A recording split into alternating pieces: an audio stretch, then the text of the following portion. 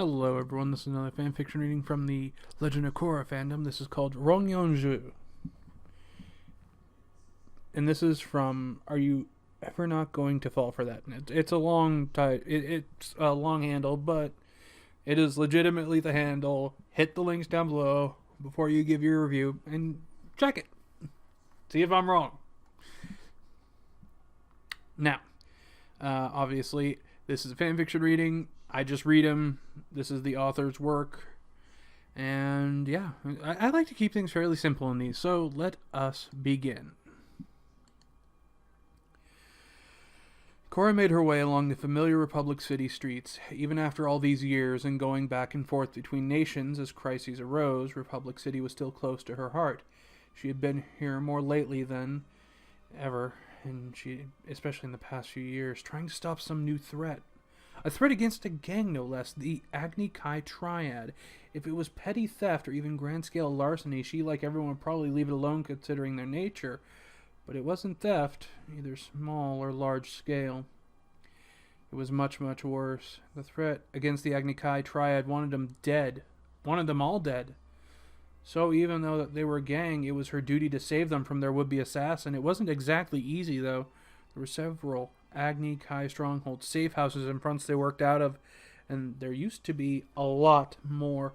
But by now, she was well versed in their hideouts that they had graciously shared after it had become clear that the enemy was dead set on destroying them. So every night she'd do a walk through the city, passing by many of their strongholds, happening and hoping to be there at the same time as the attacker. So far, she had never seen him. She'd made her way through the city when she saw a flash of orange underneath a cloak. She had heard the stories, even though, if they hadn't been face to face in a long time, the person was walking away from her towards one of the Agni Kai strongholds. She gathered her inner strength and called out, "Bolin!" The person froze, and she winced. She supposed that some part of her was hoping that the stories, even though they had been collaborated by multiple people, including Tenzin and Lin, that maybe everything was wrong. The last ember of that hope died when his voice cut like knives through the cool night air. "Hello, Avatar." She shivered at his cold tone and his choice of words.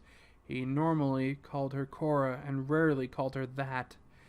At least when he was talking to her, it also confirmed that it was in fact Bolin. Bolin, who must have done all that stuff. He turned around, but due to the cloak, she still couldn't see his face. "So it's true," she said slightly numbly. She knew it was, but she supposed a part of her had been in denial. "I suppose it depends on what you've heard, but most of the rumors I've heard seem to be true," he said without a trace of emotion, and that just made her feel worse about the situation. The rumors. Oh, the rumors. They called him Rongyan Zhu, the Lava Lord, or Rongyan Imo, the Lava Demon, depending on who you talk to. The Agni Kai Triad understandably tended toward Rongyan Imo. Either way, the things she had heard about him made her stomach churn, and she had never before now been able to equate the sweet guy who had been her best friend with Rongyan Zhu. Due to the attacks, people were afraid to go anywhere with an Agni Kai Triad connection. At first, he refused to attack innocent people. The way the Agni Kai had responded was just by hiding behind people they were doing business with, which apparently led Bolin to his new position. Anyone who associated with the Agni Kai was the Agni Kai, and as such, he would show no mercy. It meant that no one but the very desperate would come to a known Agni Kai establishment. Technically, he was doing better than the Republic City Police Force ever had done in cutting into the Agni Kai's power, because most of the remaining members had gone into hiding. They were also no longer the powerful players they were before. If it weren't for his method, she was sure that Lin would approve. She wasn't sure what Mako would think, or would have thought if he was still alive, and that was the problem. Why they were here on the street, Bolin talking to her like she was a stranger. Mako had been killed by the Agni Kai Triad 7 years ago, months after their fight with Kuvera. It hadn't been in a battle exactly, it had been a bust with the Agni Kai. Someone hadn't wanted to go to prison, though, and had used lightning on Mako, killing him. She bet if the Agni Kai knew the effect of killing that particular cop, they would have ran away instead. They hadn't known who Mako was, and even if they had, they probably would have been more likely to stop due to Mako being her ex-boyfriend and good friend, rather than being the brother of the only living lava bender that she knew of. Back then, Bolin was better known for his work on the big screen as Nooktook than he was for his real-life activities and abilities, even his rarer skill of lava bending. Now, few people seem to make the connection that the once famous Nooktook and his new name, Rongyan Zhu. But then, those who knew him had considered him sweet and forgiving. Honestly, if she had to bet on who she thought would go crazy following the death of a loved one, she wouldn't have bet on Bolin. She would have bet wrong. At first, she hadn't really realized how much he had gone off the deep end. She just thought he was grieving and was particularly angry, but he'd get over it. That he had left, went to one of the air temples to calm himself, supposedly to heal. At first, she was disappointed that rather than heal together with her and Asami, she had chosen to heal alone. But she hadn't been able to blame him much, considering that she had chosen to do the same thing following her poisoning.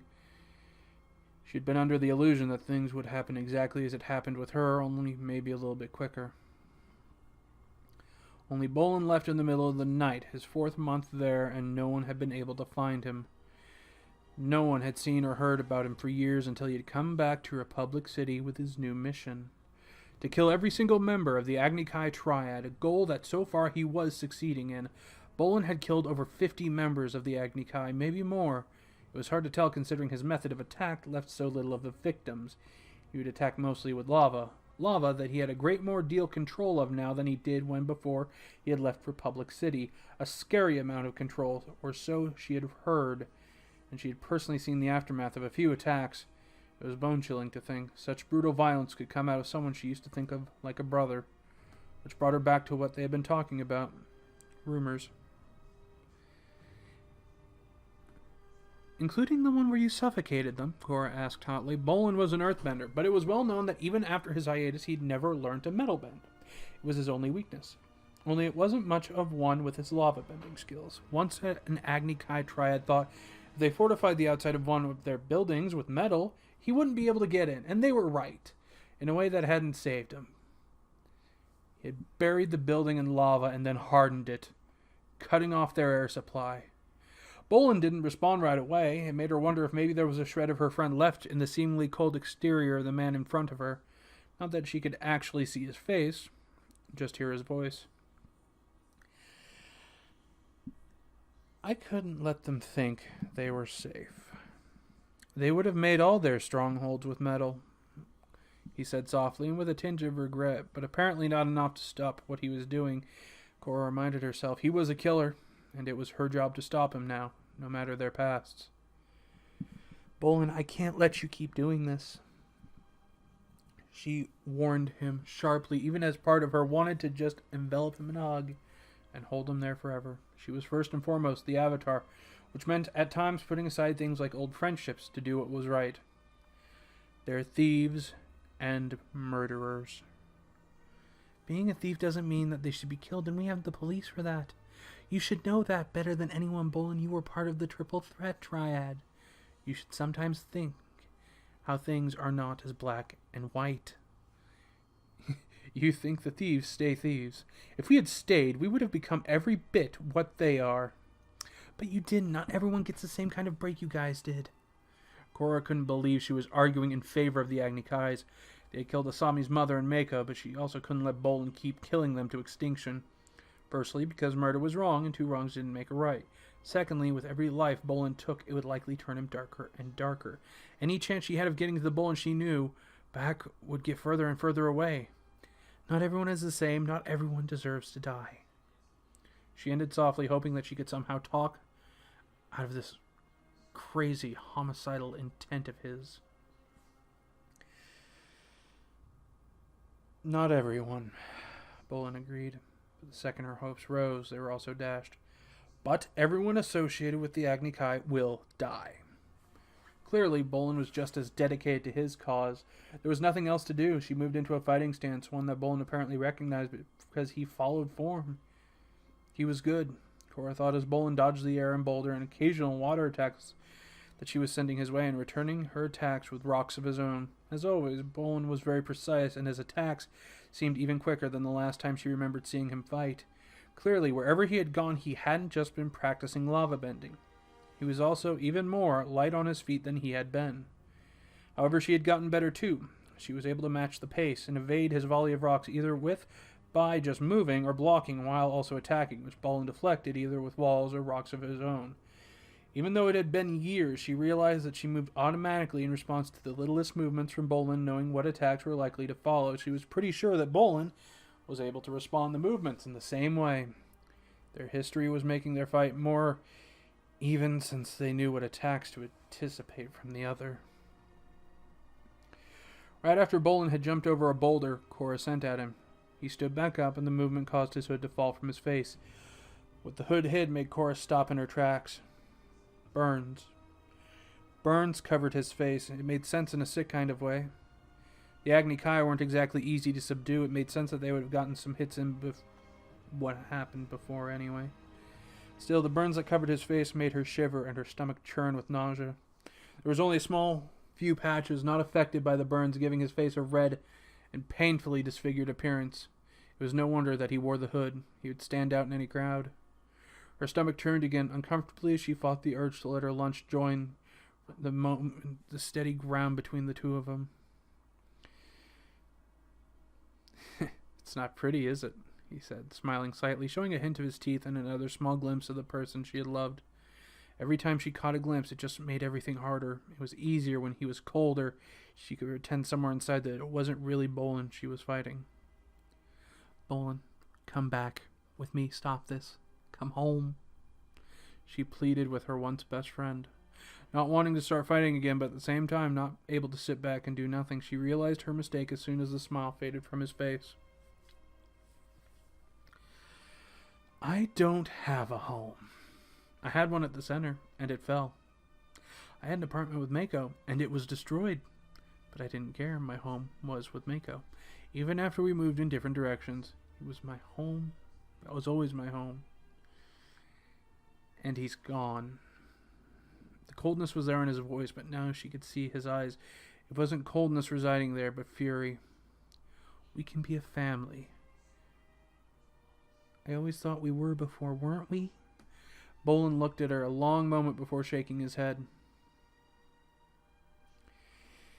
It doesn't matter.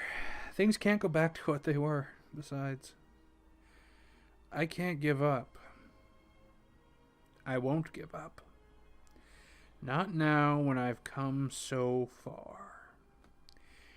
She could hear in his voice the double meaning in that. One was that he had made his way half through the Agni Kai, and the other was that he had changed himself so completely to complete his objective. When does it end? When will you be happy? When will it be enough? When they're all dead, Bolin said with no emotion in his voice but the same fire in those green eyes. When he had first said they had worried her a little, but mostly she had thought he was just blowing off steam. She knew better now. What happens then? Bolin blinked several times but didn't answer for some reason. That made her uneasy, though she wasn't sure why. He shifted slightly and she knew he was about to bend again. She didn't want to fight him, but she moved so that she would be ready against whatever he threw at her. He surprised her by laughing. It sounded so much like that it made her even more nostalgic for the past. I'm not gonna fight you, Bolin said, like it was quite funny that she thought that. What do you call what we just did? Korra countered. A test. Bolin said plainly, and Korra frowned. A test? What did he mean by test? It became obvious, though, after a few moments of thinking about it and running the fight they had through her head. Korra realized that neither of their hits were meant to kill or even seriously injure. In fact, it was oddly reminiscent of when the two of them used to spar with one another. He hadn't used lava bending, his greatest and deadliest weapon, especially after Mako's death at her. Korra hadn't even attempted to go into the Avatar state, hadn't even really thought about it. She realized she had even stayed away from fire attacks, both not wanting to really hurt Bolin or remind him of what happened to Mako. Even if she hadn't realized it till now, even though they were clearly at odds, neither of them had been able to hurt the other. What did that mean? Why did that conversation, why did the fight hurt so much? Sometimes I wish. that things hadn't ended up this way. Boland's more gentle voice startled her. By sounding even more like himself, it made her swallow hard. Then stop. You can come with me. Trying to reach out to him, to touch his arm, but he stepped backward, out of her reach. He smiled again, but this time it was a sad smile that made her wince as it pulled on the scars of his face. Sorry, Korra. I can't let them get away with it. And she watched as Boland clamped down on his emotions, leaving his face blank. They were back to opposing ends, she sighed. You can't think I'm just going to let you leave and hurt more people. It was hardly the toughest fight she had ever had, but more because of emotional fatigue every time Boland spoke. Like I said, this only ends one of two ways. They all die, or... He didn't say what the or was, but she knew that he had said before to others, and it was written all over his face what the or was. He died trying, if he had to. Before she could move, Boland stomped his foot and launched himself into the air. Oh, no, you don't, Korra said sharply, before she launched herself into the air right behind him. They both knew this area. It didn't surprise too much that the moment he landed on a patch of earth. He was gone a second later before she could even land. She launched herself after him as quickly as she could. That began the chase. Boland seemed to realize pretty early on that she was following him and was doing his best to turn this way and that, trying to lose her, but Korra stayed on him. She wasn't going to let him dig himself deeper into that darkness. She wasn't going to let him hurt people. Korra had been closing in when she was surprised by a hail of rocks hurled at her. She was able to evade him using airbending and jump out of the way, but another hail filled her vision. Once she evaded those, she realized how close to the ground she was and landed less than gracefully. She scrambled to her feet as soon as she could, trying to figure out where Boland was. Only she couldn't see him. In any direction she looked, she couldn't see him. He was gone. She lost him. In more ways than one.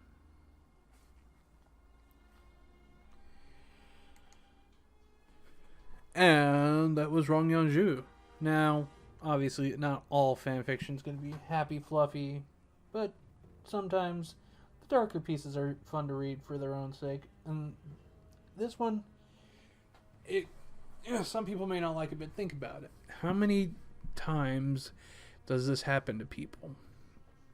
And legitimately, how many people would rather like to take revenge? I'm not saying it's good, but it is something that is seen in stories and in the world, unfortunately. So, good writing on that. If you enjoyed the story as well, hit the links below. Give a good review, and hopefully enjoy some of the other fanfiction readings I have here. If you enjoyed how I did it, comment below. I always appreciate these things. If you've done voice acting as well and you know some tricks to help me get better, hey, I could use those too. And anyway, thank you, and have a good day.